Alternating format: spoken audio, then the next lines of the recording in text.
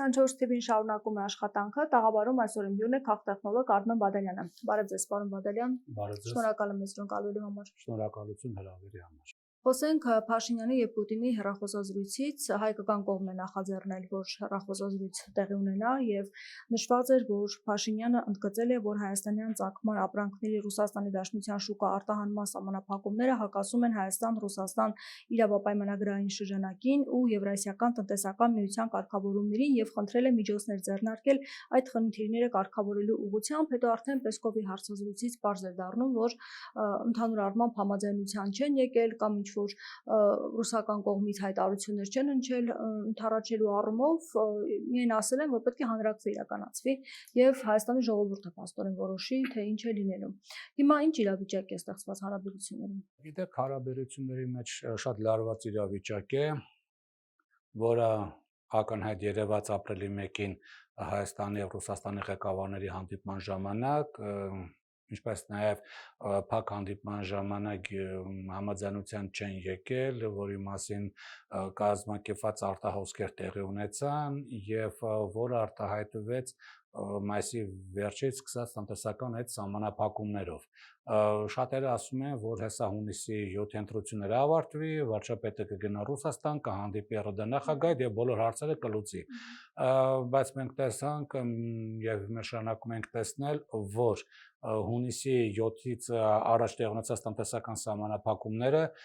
ոչ միայն հունիսի 7-ից հետո չվերացան, այլև հունիսի 12-ին շարունակեցին եւ մի քանի անգամ այդ սահմանափակումները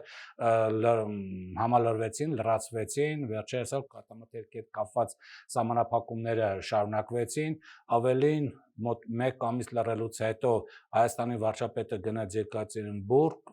հանդիպելու Ռուսաստանի վարչապետի հետ, այնտեղ տեղ ունեցավ քննարկում, որտեղ վարչապետը բարձրացրեց այս հարցերը սահմանափակման, այդտեղից իշխանական լրատվական իշխանական գործիչները, նրանց աջակցող գործիչները նշում են, որ բոլոր հարցերը լուծվել են, շուտով որոշումներ կլինեն, բայց մենք տեսնում ենք, որ որոշումներ չկան եւ նորից տեղ ունեցավ հեռախոսազրույց, այս անգամ արդեն Հայաստանի վարչապետի եւ ՌԴ նախագահի միջեւ։ Հիմա այստեղ մի քանի հետաքրքիր փաստ կա այդ հեռախոսազրույցի հետ կապված։ Նախ հայկական կողմը նշեցինք, որ չէր նշել, որ դա իր նախաձեռնությամբ է, ռուսական կողմը անմիջապես այդ հայտարարությունից հետո իրենց լրատվականները նշեց, որ սա հայկական կողմի նախաձեռնությամբ է եղել ու հարց է առաջանում, որ ինչի չի ախր նշել, չէ՞ որ դա կիմացվեր։ Բայց մենք տեսնում ենք այստեղ հեռախոսազրույցի, եթե ռելիզները նայում ենք հայկական կողմի եւ ռուսական կողմի, մենք տեսնում ենք տարբերություններ։ Հայկական կողմը նշում է, այդ այն բովանդակությունը, ինչ որ դուք ասեցիք, որ խնդրել բառը նշված էր։ Խնդրել եւ բայց հակասում է այնտեղ Հայաստան-Ռուսաստան ինչ որ իրավական պայմանագրերի եւ ԵԱՏՄ սկզբունքներին եւ ինչպես նաեւ երկրորդ այնտեղ նաեւ երկրորդ տարբերություն կա, որ Հայաստանը հանրակրվե կանի մեն այն ժամանակ, երբ որ Հայաստանը Եվրոմիության անդամագրվելու ինչ որ հարցը արդեն առարկայական կլինի, դիմումը կներկայացնի եւ թեման առարկայական դարձնելուց հետո։ Այսինքն երբ որ Եվրոմիությունը կասի, այո, մենք համաձայն ենք, Հայաստանի ամբողջ կարգավիճակը, այս ստանդարտները բերվեց են Եվրոմիության չափանիշների եւ հանրակրվեն ավելի շուտ ձևական բնույթ է կրելու։ Այ մենք այդ ժամանակ հանրակրվե կանենք։ Այս երկուսներ նշված հայկական այս կողմի պրես ռելիզի ընթացքում, բայց ռուսական կողմի ինչ է նշված, ռուսական կողմի պրես ռելիզի մեջ նշված էր, որ ռուսական կողմը առաջարկում է հնարավորինս շուտ հանրակրվե անել, որպեսզի բարձ դառնա Հայաստանի հասարակությունը կողմնակից է Հայաստանի իշխանությունների հետ այդ վարվող քաղաքականությանը, թե կողմնակից չէ, որովհետև այդ հարցը չէր առաջանա, եթե ռուսական կողմը հավատար հունիսի 7-ի ընտրությունների արդյունքներին, որովհետև ըստ այդ արդյունքների 727,000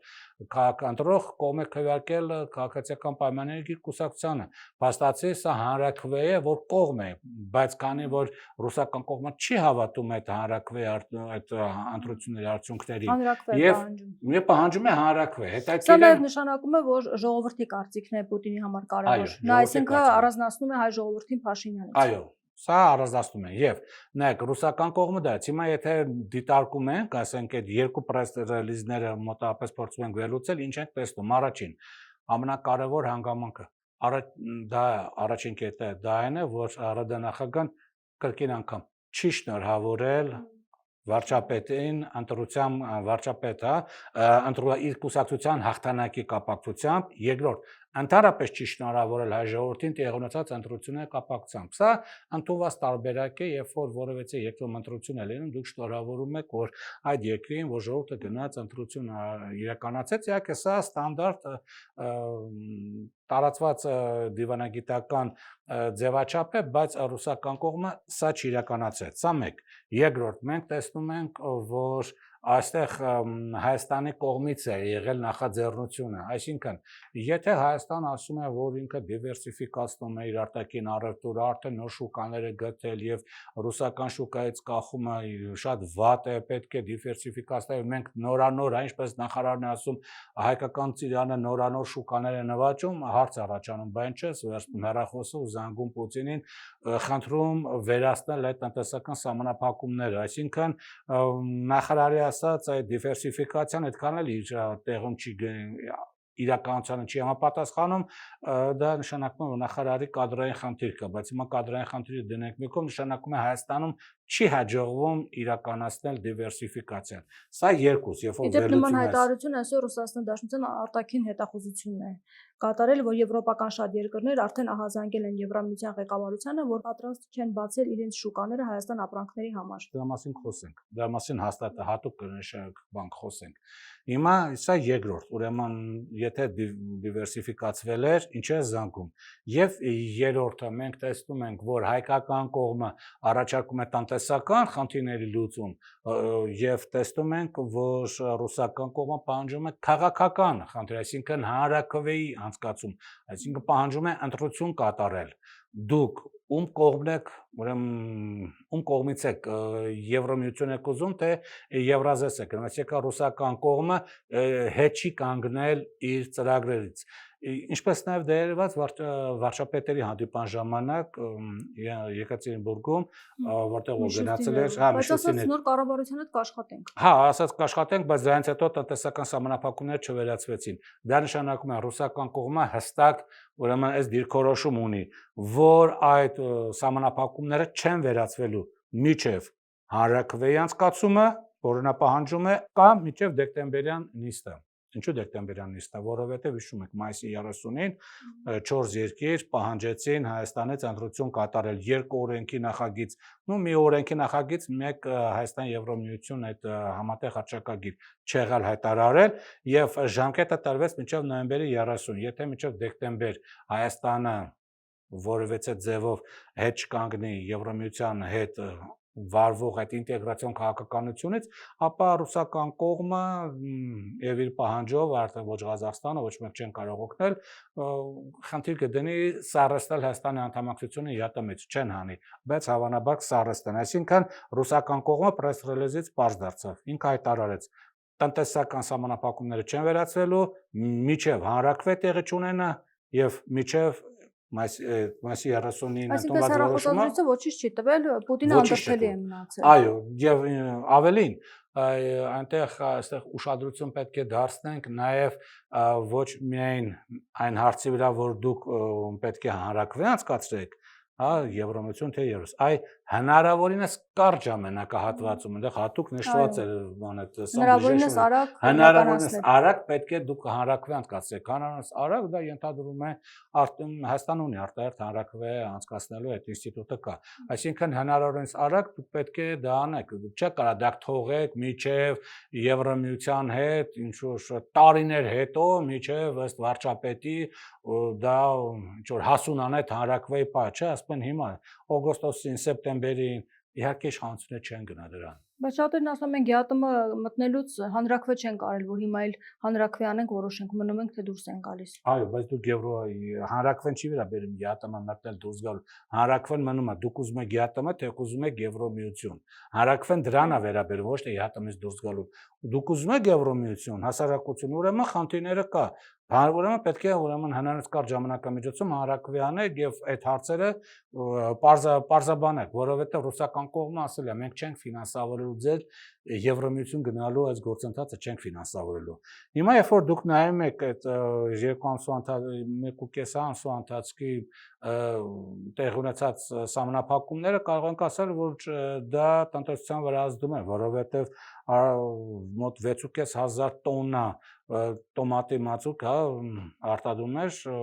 որից 99.9%-ը դա Ռուսաստանի շուկա էր գնում, այդ սովորական տոմատը բանկաների մեջի, անտեղ էր գնում, տարեկան 15,000 տոննա ձուկ էր արտադրվում, մոտապես $80 միլիոն, որից $78.5 միլիոն Ռուսաստան էր գնում, կատամթերքը վերջերս սահմանափակեցին, իսկ դա Հայաստանը տարեկան մոտավորապես $16.5 միլիոն պանիր է արտանում, որից մոտավորապես $13.5 միլիոն պանիրը Ռուսաստան է գնում, $1.8 միլիոն չափ Ամերիկա, մոտ 700,000 չափ գնում է Վրաստան, այսինքն ռուսական շուկան բավականին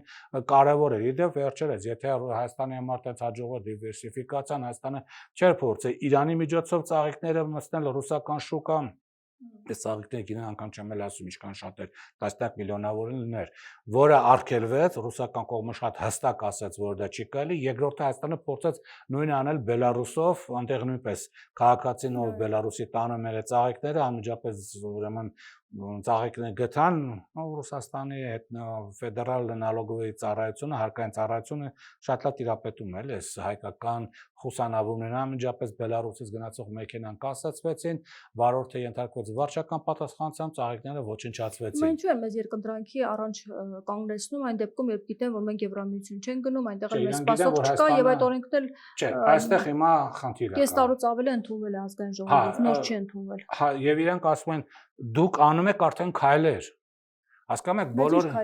առաջին Հայաստան ընդունել է օրենքը, որ դուք գնում եք Եվրամիություն։ Սա մեկ։ Իսկ դա օրենք է։ Հիմա կարող ասենք օրենք կատարում եք, չէ՞ կատարում, ռուսական կողմից է մտածում։ Օրենք է, դրանից բխող քայլեր կա, առաջին։ Երկրորդ, դուք Հայաստան Եվրամիություն մայիսի 4-ին տեղի ունեցած գագաթնաժողովի ժամանակ ընդունել եք 44 կետանոց հռչակագիր, որտեղ արդեն կետեր կան, որոնք հակասում են ԵԱՏՄ-ի որոշ չափորոշիչներին, երկուս։ Երրորդ, դուք արդեն Եվրամիության չափորոշիչներ եք ընդունում։ Հուլիսի 1-ին Հայաստանում ուժի մեջ մտավ Եվրամիության ինչ-որ մի չափորոշիչ, որով այնտեղ սպառողների իրավունքների ժամկետը, ապահովական ժամկետը մի տարուց 2 տարի դարավ, թե ինչ մոտապես տենց ինչ-որ մի բան, 3, 4-րդ Եվրամիությունը այստեղ հիբրիդային արձագանքման, արագ արձագանքման խումբ դրել, որը մոտավորապես արդեն դե ֆակտո Եվրամիության հետախուզական ծառայության գործառույթ է իրականացնում, որովհետև այդ հիբրիդային հարձակումը մենակ լրատվամիջոցներ չէ, բարձրացման այնտեղ նաև ֆինանսական ինչ որ ստուգումներ պետք է անել, որտեղից ինչ փող է գալի եւ այլն։ Դուք դա եք անում։ Դուք ունեք այստեղ Եվրամիության դիտորդներ, որը հակասում է, ՌԴ եւ Բայց դիտորդները արդեն քանի տարի այստեղ են։ Դա ինչ ասում եմ, քանի տարի, ասում արդեն 22 թվականից դուք գնում եք Եվրամիություն, դուք քայլեր եք անում այդ ուղղությամբ։ Դուք ընդունում եք արդեն օրենքներ, փոխում եք որոշ ստանդարտներ, այսինքն դուք չեք ասում ես գնում եմ Եվրամիություն, բացահայտ, հայտ չեք ներկայացնում, բայց օրենքը ներկայացել եք եւ արդեն կատարում եք քայլեր, որը բերում է Հայաստան Եվրամիություն նորմատիվ իրավական չափորոշիչների ընդունում, որը հակասում է ԵԱՏՄ։ Ռուսական կողմը դա է տեսնում։ Ես չեմ ասում դա լավ է կամ վատ է, ռուսական կողմը ասում է, ցույց է տալիս իմ թվարկած կետերը եւ ասում է, այս կետերը հակասում են ԵԱՏՄ-ին։ Դրա համար ընտրություն կատարել, որտեղ սանով չեք ավարտվելու։ Ավելին այդ հետախուզության հետ կապված շատ տարածված ուրեմն տեսակետ կար, երբ որ Ուրսուլա ֆոն դեր Լայնը եկավ վարչապետի հետ, այս կանգնած համատեղ ասուլիսի ժամանակ ասեցին, որ մենք շուկան բացում ենք եւ այլն, այստեղ արևմտամետ շատ գործիչներ ոգևորվեցին լրատվամիջոցներ, գործիչներ, ասենք այդ հոսանքի արևմտամետ հայացք ունեցող շատ գործիչներ ոգևորվեցին, որ հեսա Եվրամիությունը բացում է իր սահմանները եւ հայկական պամիդորն ու ծիրանը հեղեղվելու է Եվրամիության շուկան, չէ, արգելեն, իմացեք, որ Ուրսուլա ֆոն դեր Լայնը շուկա բացող չէ, նա հանձնաժողովի նախագահն է, բայց շուկա բացող չէ, նա չի կարող զանգել Դոնալդ Տուսկին, Լեհաստանի վարչապետին եւ ասի բացի քո շուկան հայկական պամիդորի համար չի կարող։ Նա չի կարող զանգել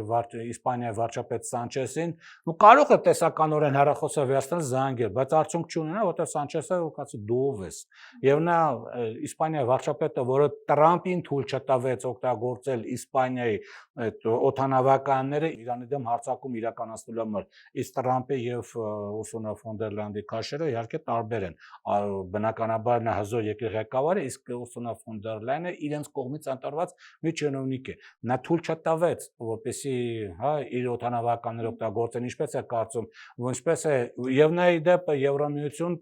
պամիդոր մատակարարող հիմնական երկիրն է։ Ինչ է կարծում, նա թույլ է տալու, որ հայկական պամիդորը գնա ուրեմն այդ Իսպանիան վաճառի, հեսա չեմ ասում տրանսպորտային ծախսերը, տարբեր տեսակի ծախսեր եւ այլն, կան ուրիշ երկրների դեպ Իրաք, Հնդկաստան, Լիբանան եւ այլն, որ կարելի անել, բայց Հայաստան չգիտես ինչի միշտ անպայման ուզում է Եվրամիության այդ չափորոշիչներով առաջնորդել, Եվրամիությունում վաճառել, հատկապես երբ որ Եվրամիությունում ցանկացած ապրանք պետքա հետընթաց, այսպես փաստաթուղթ ունենա ցանելու պահից ինչ պարարտանյութ է օգտագործվել, ինչ թունաքիմիկատ է օգտագործվել, այդ պարարտանյութերը թունաքիմիկատները սերտիֆիկացված են Եվրամիությունում, թե չէ թունավոր են, թե թունավոր չեն, այդ բերքը որ ստացել է դա պիտանելի օգտագործման, թե պիտանելի չէ, թե կարաստանը սնդեղ իրենց խանութներում վաճառած հանգած բավոր մեկնել ուտի ինչ որ մի բան լինի, դա Եվրոպայում սպառողների իրավունքները բավականին բարձր են, հանգած խանութից առավ ինչ որ մի բան կերավ թունավորվեց, խանութը պատասխան տալու միլիոնավոր եվրոների, իսկ ինչի պետք է խանութը Հայաստանի համար լավություն անի, դրա համար երբ որ այդ արտաքին հետախուզության վարչությունը նշել էր ծառայությունը Ռուսաստան ճիշտ է նշել, այսինքն պատահական չէ, որ հենց այսօր նաեւ այդ հայտարարությունները հնչեցին, այո, շուկաները բացում են Եվրամիության անդամ երկրների ազգային կառավարությունները, իսկ ոչ մի ազգային կառավարություն չուզի հանուն Հայաստանի խնդիրներ ունենա իր գյուղացիության հետ, որտեղ եթե Հայաստանից թեկուզ 50 միլիոն կամ 100 միլիոն դոլարի պամիդոր տանեն վաճառեն, ընդունենք Բելգիայում, նշանակում է Բելգիայում գյուղացիները 100 միլիոնի պամիդոր չեն վաճառելու։ Այդ նշանակում է այնտեղի կառավարությունը խնդիր ունեցավ իր ֆերմերների հետ, իսկ ընտրությունների ժամանակ իրենց անդեմությունը դա կհիշեցնենք, ասեն այ քո պամիդորը ճարավ, Հայաստանից առավ պամիդորը, ինքը քո մասին չի մտածում։ Այս խնդիրների մասին իշխանությունը Հայաստանի չէր մտածում, որ այդքան ողջևորված էր, հիմա ինչու հանկարծակի հասկացան, որ բարդ իրավիճակ է ստեղծված եւ Փաշինյանը պետք է զանգի խնդրի, որպեսզի Ռուսաստանը հետ քայլանի։ Որովհետև երբ որ Հայաստանը չի կարողանում, օրինակ այս պահի դրությամբ գյուղմթերքը, որը պետք է գնա Ռուսաստան վաճառվեր, մոտավորապես տարբեր տնտեսական ուրեմն փորձագետներ նշել են, որ 1 միլիարդ դոլարի վնաս արդեն կրել է Հայաստանը։ Եվ խնդիրը կայանում է, եթե դու անդադ փակում են, իսա վերջնական չի։ Այսօր 3 գյուղմթերքներ, այսօր կատամթերքն ու ձկնամթերքն է, վաղ կարող է ուրիշ պարենային,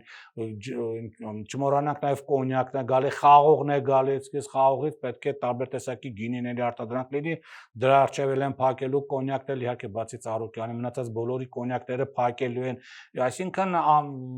դա հասկանում է, որ դա նաև զարգացում է լինելու, շարունակություն է ունենալու, իսկ դա բերելու է երկրի բյուջեի բավականին լուրջ ճգնաժամին, այսինքն եթե Հայաստանը չի վաճառում 1 միլիարդ կամ դրանից ավել ընդունենք 2 միլիարդ դոլարի ապրանք Ռուսաստանում, ինքը այդ 2 միլիարդ դոլարի կորուստ է ունենում, չէ՞, այսինքն ինքը դրանից պետքա շահույթ ստաներ։ Այդ շահույթը գնալու էր աշխատավարձներ, գնալու էր կապիտալ ծախս, գնալու էր բյուջեի ծախսային մասը։ Հիմա ինքը դրանից չի ստացել, նշանակում է այդ ծախսային մասը, որը որ պետք է ստանար, ասենք 2 միլիարդից X գումար, պետք է գնար ոստիկանություն, չի գնալու։ Եթե չգնաց ոստիկանություն, չգնաց ԱԱՑ, չգնաց բանակ, չգնաց ուժային կառույցներ, նրանք իրան չեն ծառայ։ Եթե իրան չծառայեցին, ինքը շատ հանգիստ կարող է իշխանությունից հեռացվել, որովհետև ինքը ոստիկանությունն իրան պահում է, քանի դեռ իրանից աշխատավարձ եւ պարգև վճար է ստանում։ Դեռևս կարողանում է սոցիալական բունտը նա զսպել, բայց երկար չի կարող։ Չէ, սոցիալական բունտ չի լինելու, դա ուրիշ հարց է։ Ուղղակի այստեղ խնդիր կա, որ ինքը այդ եկամուտը չի ստանում։ Հիմա եթե ինքը եկամուտը չի ստանում, ինքը պետք է դիմի Եվրամիությանը։ Եվրամիությունը իհարկե ծիծաղելի գումար տվեց 52 միլիոն եվրո, դա խնդիր չի, ոնց որ թե դիմել են նորից, որ մոտ 1 միլիարդի եվրոյի օգնություն ստանան, որտեվ դա է, այս պայմար խիստ անհրաժեշտ, որ գյուղացիներին ասեն լավ, բերքդ փչացել է, արկոփողը տալիս են։ Հիմա այդ 4 տեղերից գյուղացիներին կարողանում են կամ խոստանալ, կամ տալ, կամ գյուղացիներն են ինչ որ ցածր գնով տալի, ինչ որ չափով փորձ է կատարվում, ասենք սա լրացնել, բայց սա չես կարող լրացնել, որտեվ հաջորդ քայլերը կա։ բա որ ռուսական կողմը արգելափակի, հա իդեպ նաև բան տեղ ունեցավ, դրա մասին չգրեցին, միայն մի քանի տելեգրամանալիք, նաև 24-ի տելեգրամանալիքը գրեց, որ Զալատայա Կորոնա այդ ֆինանսական փոխանցումների, այդ արագ փոխանցումների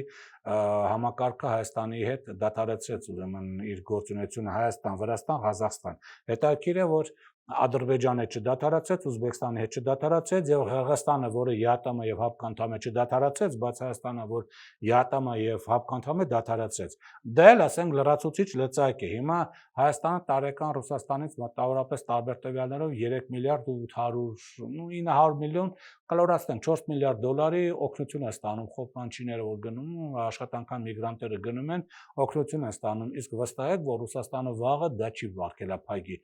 Հայաստան գումարների գալը, բա դրա գումարները դրանք էլ փող չեն գալի, չէ՞ որ եթե դու փող չես ստանում, այստեղից ապրանք չես առնում, ինքը հարկը չի տալի եւ դու ջան սկսում ես ճգնաժամային իրավիճակ բան տեղի ունենալ։ Գումարած երրորդ հիմնական նաև լծակը կա, որ դեռևս չի օգտագործվել, բայց հավանաբար դա կօգտագործվի, դա Ռուսաստանում գտնվող մոտավորապես 800,000 ՀՀ քաղաքացիների այնտեղ գտնվելու հանգամանքն է։ Բա որ սկսեն այդ 800,000-ին Հայաստան ուղարկել, ուղղակի ճամպրուկները վերցնեն եւ մարդկանց բերեն վերին լարս, ասեն ոնց ուզում ես, ոտով գնա քո Հայաստանը։ Մի քանի տասնյակ հազար մարդիկ եկան, բայց դրա դեմ ինչ ալնելու։ Այսինքն Ռուսաստանը ոնց որ հասկանում ենք, ինքը լրջորեն է տրամադրված Հայաստանի իշխանություններին մինչև դեկտեմբերի սկիզբ, նոյեմբերի վերջ ապամոնտաժելու։ Հակառակ դեպքում, ինչպես նշեց Գալուզինը, քայլեր են մշակվում Հայաստանի անդամակցությունը ԵԱՏՄ-ում սառեցնելու ուղղությամբ, որտեղ եթե չհաջողվեց ապամոնտաժել Հայաստանի իշխանություններին, ապա դեկտեմբերի 30-ին Հայաստանի անդամակցությունը սառեցվի, դա նշանակում է գազի գինը բավականին կբարձրանա սահմանին, դա բխում է, որ կբարձրանա նաև ուրեմն սպառողներին, եթե դու ասես, որ ես չեմ ուզում, հա, չեմ թույլ չեմ տալի, այդ դեպքում ինքը գազ չի մտակարարի, կգնաս Իրանից գազ կառեց, բայց դա էլ ուրիշ հարցեր նշանակում, եթե ճատերին թվում է Ռուսաստանի գազը չլինի, մենք Իրանից կառնենք, հա, Իրանից կառնենք։ Մասշտաբով արդյոք կարող ենք։ Չէ, նույն մասշտաբով էլ կարող ես առնես մեկ, բայց չէ, նույն մասշտաբով կարող ես նույն մասշտաբով առնել, որ ինչպես էներգետիկ որոշ փորձագետներ են ասում, բայց այստեղ կա խնդիր գնի հետ կապված, կա որակի հետ կապված եւ ամենակարևորը ձեզ ինչա թվում, որ Իրանի իշխանությունները հենց այնպես, ասենք, ձրի գազ կվաճառեն, թեկուզ գումարով, զուտ կոմերցիա, չէ, իրանք էլ են իրանց պայմանները առաջարկել, իսկ իրանց պայմանը որն է, թրիպը չպետք է աշխատի, կամ թրիպը ինչ-որ մի տոկոս տալիս եք Իրանին, կամ Իրանի մաքսավորներին եք դնում, որպեսզի իրանք վերահսկեն, եթե Հայաստանը Ադրբեջանը չի ուզում, Հայաստանին։ Բայց դեռևս չեն ասել չպետք է աշխատի։ Իրան ասել է, մշտապես է ասել, թրիպը չի աշխատելու որպես միջանցք։ Կոմունիկացիաները բացեք, խնդիր չունենք, բայց թրիպի մեջ գրած է, չէ՞ որ դա անխոչնդոտ ճանապարհ է։ Իսկ դա նշանակում է Ադրբեջանը այնտեղ Հայաստանի մաքսավորի չի տեսնելու։ Դուք ինքը ասում է, այստեղ պետք է լինի կոմունիկացիա, չպետք է լինի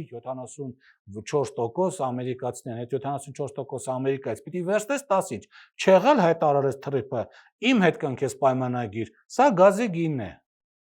Այսինքն մի մտածեք, որ Իրանը ձրի գազ է տալու, հայկական կողմից ձրի գազ չի տալու։ Այնպես որ սա կարող է, հիմա կարող կաս Իրան թե չէ, դժվար է, բայց Իրանը իր օգուտները միջև վերջ քաշում է, իմացեք, Հորմուզի հետ Հորմուզի նեղուցը, որը միջև հետ աշխատում է, իսկ հիմա աշխատում է միայն Իրանի հսկողության ներքո։ Ինչա ձեզ թվում, եթե Հորմուզի նեղուցը, որի համար ինքը այսպես ճակատ է տալիս Միացյալ Նահանգների դեմ, դա վերցնելու համար պետքա թրիպը թույլ տա, չէ, թրիպն թույլ չի տալու։ Դա էլ է ինքը փորձելու վերցնել։ Այսինքն այնպես չէ, որ ռուսական գազից հրաժարվեցիր, իրանականը կստանաս, ու ստացվում է մի վիճակ, որ Հայաստանը իրական չի կարող այդ հանրաքվեն անցկացնի, այդ Պուտինի պահանջած, որովհետև պատկացեք, որ իրականում դրեց անցկացրեց։ Չէ, տեսականորեն ընտրությունների նման կարա տոկոսը իջացնի եւ ուրեմն հանրաքվեն զես տոկոսը, բայց ռուսական կողմնակցի հոպանքեր դու ընտրությունները խախտում ես, նախ քաղաքացիներին, հա, սահմանադրության մեջ գրված է, չէ՞ որ ցանկացած քաղաքացի ընտրելու իրավունք ունի։ Դու իրավունք չունես քաղաքացուն զրկելու, ինչա թե 2 տարի չի ապրել Հայաստանում, զրկես ընտրելու իրավունքից, չէ, ինքը քաղաքացի անձնագիր ունի, գրված է սահմանադրության մեջ ընտրելու իրավունքը։ Ուրեմն դու պետքա բան անես։ Բայց թույլ տաս իրան ընտրվելու։ Հա, հիմա այդ կասետ օրենքը չեղալ ես հայտարարում։ Ես այդ օրենքով քո հանրաքվեն չեմ ճանաչում։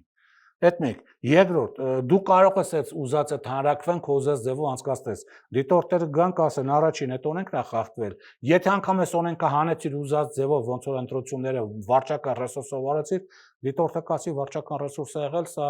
քաղաքացու ազատ արդար ընտրություն չէ։ Քո երկրի ներսում կարած ԲՀԿ-ից ձայները գողանաս։ Իմ մոտ դա չի անցնել։ Իր դիտորդը գա կասի, այստեղ չանցավ հանրակրվեն, նոր հանրակրվի արա։ Եթե ազնիվ արդար հանրակրվե լինի, հավանականությունը շատ քիչ է, որ Եվրոմիությանը կոնք քվերքեն, հա, կեսից ավելին է, դա չի լինելու։ Եթե դա չեղավ, ի դեպքում ինչ է պահանջելու Պուտինը, կասի դե այդ իմ թվարկած են բոլոր կետերը, որ նշում է, օրենքների ընդունում, բանի, այս դիտորդներ եւ այլ, այդ բոլորը չեղալ է սանում։ Այդ դեպքում է Եվրոմիությունը գալու ասելու պարոն Փաշինյան, չհասկացա, բայց 8 տարի որ քեզ պահում եմ, այսքան փող եմ տալիս, այսքան ուրեմն Բայց ինչով են պահել, ինչքան փող են տվել։ Ամեն տարի վարկ են տալի, որ պետությունը կարողանա գոյատևել, որտեղ եթե վարկ չտվեցին, Հայաստանի պետությունը չի գոյատևի։ Բայց վարկ նախկինում էլ էին տալիս։ Հա, բայց ոչ այս մասշտաբի են տալի, իսկ հիմա շատ են տալի վարկ։ Ու փակում են աչքերը Հայաստանի իշխանությունների կատարած բոլոր, այսպես մեղմ, ոչ այնքան Սահմանադրության եւ օրենքներին համապատասխանող առարկների վրա։ Իսկ հիմա իրենք չեն փակի, կսեն կոռուպցիան դիտարկել, միջազգային քրեական դատարան կա, որը կսկսի հետաքննել Հայաստանի կոռուպցիոն համակարգը, Հայաստանը միացել է այդ համակարգին, այսինքն շատ լծակներ ունեն ազդելու, հետո շատ խոսակցություններ կսեն կամ գրություններ կսեն շրջանայության մեջ դնել, Հայաստանի կոռուպացված այսպես իշխանական համակարգի այդսա նկարագրերը իրենք ամեն ինչ լավ գիտեն, կսկսեն ցույց տալ, ամեն ինչը որտեղ ով ինչ ունի եւ այլն, իսկ դա խնդիրներ կարող են ստեղծել, փակեն Հայաստանի իշխանությունների մուտքը դեպի Եվրոմիության տարած, փորձեն ստեղ արևմտամետ ընտրազանգված ակտիվացնել տնտեսական պատժամիջոցներ։ Դու նշանակում է դրանից հետո ավելի կախման մեջ ընկնելու Ռուսաստանից։ Ռուսաստանը լասելու է դրանից հետո դե տրիպը փագի նոյեմբերի 9-ով պետք էր, չէ՞, Ռուսաստանի FSB-ն վերահսկեց բան ջանք։ Այդ FSB-ն կտաստրել։ Լավրովը միշտ հիշատակում է նոյեմբերի 9-ի հայտարարությունը։ Հա, որը Հայաստան չեղա չի հայտարարել։ 9-րդ կետը այս։ Հա, կասի դե հիմա 9-րդ կետն էլ է ստանում։ Բացի դրանից մաքրում ես քո ամբողջ շրջապատին լրիվ բաներից, արևմտամետ, հա, գործիչներից, անվտանգության խորհրդի քարտուղար, արտաքին գործերի նախարար, իրամ ազգային ժողովի ընտրվելիք նախագահ, բոլորը ովքեր որ քո գլխավոր շտաբի պետ, որ այդ ամերիկացիների եւ Եվրոմիության հետ միասին տարբեր տեսակի պայմանագրեր կնքում, այդ բոլորը հանում ես, դնում ես իմ ասած մարդկանց։ Քո ղեկավարն, դրանից հետո էլ վարչապետը դառնում է ընդհանրապես Անգլիայի թակուի, ինքը դրան չի գնա։ Որտեղ ինքը դրանից հետո չի կարա Եվրոմիություն գնա, ու չի ալ կարա ստեղ մնա որպես այդ կարգավիճակով Անգլիայի թակուի, այսինքն ինքը հասավ մի տեղ, որտեղ արդեն խուսանավելու տեղ չկա, արդեն իրան դեմ տվեցին պատին։ Հիմա ինչքանով, եթե Եվրոմիությունն այո միլիարդ եվրո օգնի, ֆանտաստիկ թիվ ենք ասում, եթե իհարկե օգնի, ինքը կարող է ռուսական այդ սանկցիաներից, այս սահմանափակումներից դուրս գա, բայց կօգնի Եվրոմիությունը, իսկ ինչի պիտի օգնի Եվրոմիությունը Ուկրաինային է հազիվ մի կերպ օգնում, իրան նոր ուտող բերան հեչ պետք չի։ Հիմա դու կարծում ես, որ ճնշումները Եվրոմիությունից ամեն դեպքում կան եւ Ռուսաստանի ճնշումներ չկան հիմա։ Հետախուզության ղեկավարը նշել է, որ Եվրոմիությունը պահանջում է, որ Հայաստանը կրճատի ռուսական բիզնեսի ներկայությունը եւ թույլատնի Մոսկվայի հետ հումանիտար կապերը եւ ընդգծել է, որ Բրյուսելը հասկանում է, եթե Երևանը դուրս մնա Եվրասիական տնտեսական միությունից, ապա Հայաստանում ճգնաժամ կսկսվի եւ դա հնարավոր չի լինի փոխհատուցել,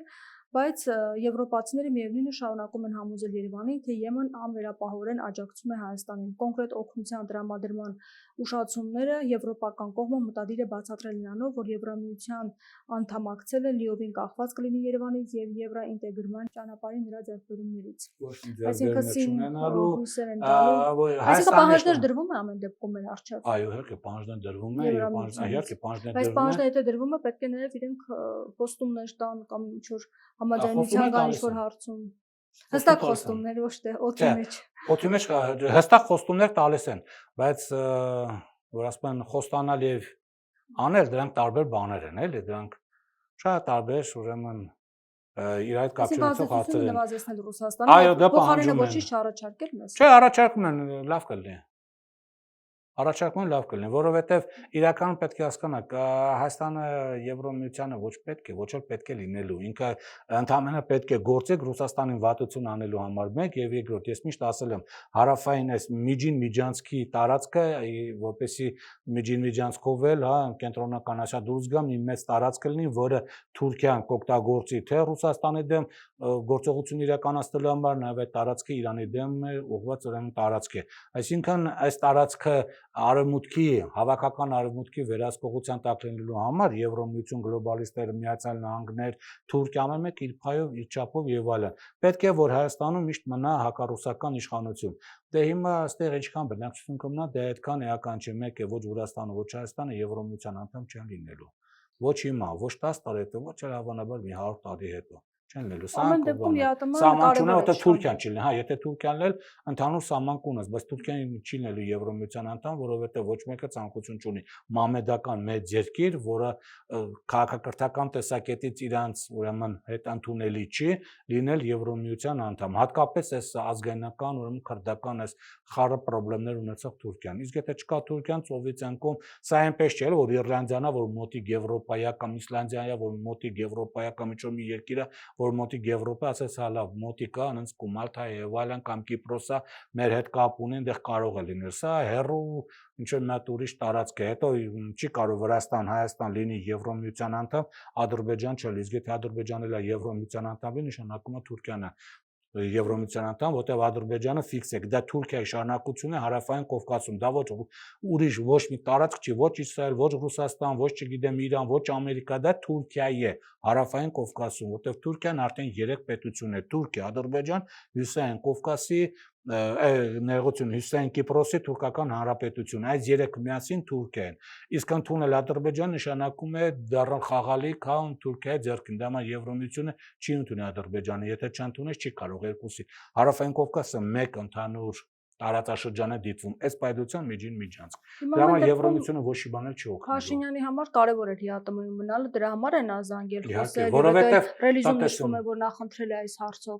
Հիմա այս դեպքում նշանակում է, որ Հայաստանի իշխանությունը որոշում չունի դուրս գալու եւ ամեն կերպ ուզում է ձգել եւ հասկանում է, որ Եվրամիություն գնալն հնարավոր չէ։ Հիմա այս դեպքում, այսինքն հնարավոր չէ համարում, որ ինչ որ պահից իսկապես որոշում կայացվի, որ մնում ենք ԵԱՏՄ-ում, հանրակրվե ենք անում, այո ենք ասում այդ հանրակրվեին։ Չէ, եթե մտնում ենք եւ այո ենք ասում, շարունակում ենք մնալ ԵԱՏՄ-ում։ Չէ, եթե կարող ես անել հանրակրվե, մնալ ԵԱՏՄ-ում, դրանից հետո պետքա գործողություն անես, այն թվարկած գործողությունները։ Ուրեմն Եվրոմիության կնքած այդ օրենքներ չեղալ հայտարարում, ուրեմն Եվրոմիության դիտորդերն ես անում, Եվրոմիության Հայաստան այդ 44.8 հռչակագիրն ես չեղալ հայտարարում, հիբրիդային հանձնաժողովն ես փակում, Եվրոմիության բոլոր ստանդարտներն ես, Եվրոմիության տարավ տուր արակ, ոչ ոք դեմ չի, բայց Եվրոմիություն գնալ եւ Եվրոմիության հետ ուղղությամբ քայլեր կատարել եւ Եվրոմիության հետ տնտեսական, սոցիալական, քաղաքական, կրթական հարաբերություններ ունենալը եւ Եվրոպայի ուղղությամբ գնալը տարբեր բաներ են։ Դու Հնդկաստանի էլ արա, Իրանի հետ էլ առտուր արա, արաբական աշխարհի հետ էլ տնտեսական, քաղաքական, ուրեմն տարբեր բնույթի Միացյալ Նահանգներ ոչ ոք չի ասում դու մի արա, բայց դու չես բանան բազմա վեկտոր չես անում, դու գնում ես դեպի Եվրոմիություն, Ռուսաստան այդպես են կալու։ Դե որ գնում ես, ուրեմն ես չեմ ֆինանսավորելու։ Եթե գնայինք Եվրոպա, այդ դեպքում Ռուսաստան չէինք ապրանքներ արտահանել, այսինքն դիվերսիֆիկացվում է։ Հա, դե դրաման ինքը փակում, ասում գնում ես Եվրոպա, հաջողություն, գնամ, մի հատ հանրակրվե արա, որ ես իմանամ 4-ով են 800,000-ին, հետ եմ ուղարկում, թե չէ։ Բայց Հայաստանում խոսվում է։ Հայաստանի խոսալը կարևոր չի։ Կարևոր չի, չէ, դու դիվերսիֆիկացիա ես անում, դու ընդունում ես օրենք։ Օրենքը Եվրոմիության անդամակցելու մասին, սա դիվերսիֆիկացիա չի։ Դու չես ընդունել օրենք արաբական աշխարհին անդամակցելու մասին, Լատինական Ամերիկայի կամ Աֆրիկյան միության անդամակցելու մասին, Հեռավորարևելյան Ասիանին անդամակցելու մասին, BRICS-ին անդամակցելու մասին, Շանհայեն համագործակցության կազմակերպությանը։ Անհասկանալի էր ինչու այդ օրենքը ընդունեցին, եթե գիտեին, որ այնտեղից չեն սպասում մեզ։ Դիրքորոշում էր քաղաքական, ինչ էր դա։ Մենք կմոտենանք այնքան, որքան ոչ ցանկանաք, այսպեսի դա վարչապետի քաղաքականությունը մտածում է մեգուցե անցնի, հələ վարչապետը դեռս հարավես պրես ռելիզ երևա, որ հանրակրվե չի ցանկանում անել։ Ինքը ասում է ես չեմ անում, ասում չես անել, ուրեմն այս գիծը կմնա ավելի կխստացվի մեր ասած կետերը, որովհետև Ռուսաստանը իր քաղաքականությունը չի փոխել, ինքը արդեն դաս քաղեց Ուկրաինայից։ Ինքը տեսավ Ուկրաինայի հետ, հա, այնտեղ բավական լավ հարաբերություններ պահում ֆինանսավորում էր, բայց վերջի պահին Ուկրաինան չէ, ես գնում եմ Եվրոմիություն եւ այնտեղ Մայդան եղան եւ ինչ։ Իմ ասում չէ, նույնը Հայաստան մեր չեմ անել։ Գնում ես հաջողություն, գնա։ Թո հասարակություն ասի մենք գնում ենք Եվրոպա, մենք էլ իմանանք։ Դե գնում եք, ուրեմն այս պայմաններն է, էս։ Տեսա գազի գինը ավարտվում է, բայց հələ գազի գնի մասին բան չկա։ Ասենք որ Գազպրոմը դեռևս գնի հայտ չի ներկայացել, որտեղ սպասում են պայմանագիրը միջակ տարվա վերջ, բայց հիմա պետք է ներկայացած, որ հունվարից հետո սկսեց արդեն նոր պայմանագրով, որտեղ այս տարի ավարտվում է։ Եվ հիմա պետք է ասեն, հիմա եթե գնում ես Եվրոմիություն ուրիշ գին է, եթե մնում ես ուրիշ գին է, մենք պետք է իմանանք։ Այսինքն կան հարցեր, որոնք արդեն պատասխան են սպասում։ Հայաստանի վարչապետի ասածը չէ, չեմ գրում, նշանակություն չունի։ Հայաստանի վարչապետը ասում է Արցախը Հայաստանն է եւ վերջ, հիմա ասում է Արարատը փակեք, որ հանկարծ Արարատը չերևա։ Դրա համար Հայաստանի վարչապետի խոսքին այլոց չեն ավարտում։ Իրանց կոնկրետ պետք է իրավական փաստաթուղթ։ Այստեղ հայտարարություններ են հնչում, որ մենք պետք է անկախ լինենք, եթե պետք է զրկանքներ կրենք, ապա պետք է նաեւ զրկանքներ կրենք, եթե գազը թանկանա, այո, ժողովուրդը պետք է զրկանքները կրի, որպեսզի ավելի անկախ լինի Ռուսաստանից։ Իրանք պարգևաճարներ ստանան։ Ժողովուրդը զրկան կրի, իրանք պարգևաճար, դե հիմա դե ժողովուրդը թող որոշի, դեպ ասեմ, որ այդքան մեծ խնդիր չի, ասենք, որովհետև կարող է տեղի չունենա սոցիալական մեծ շարժումներ, որտեղ դրա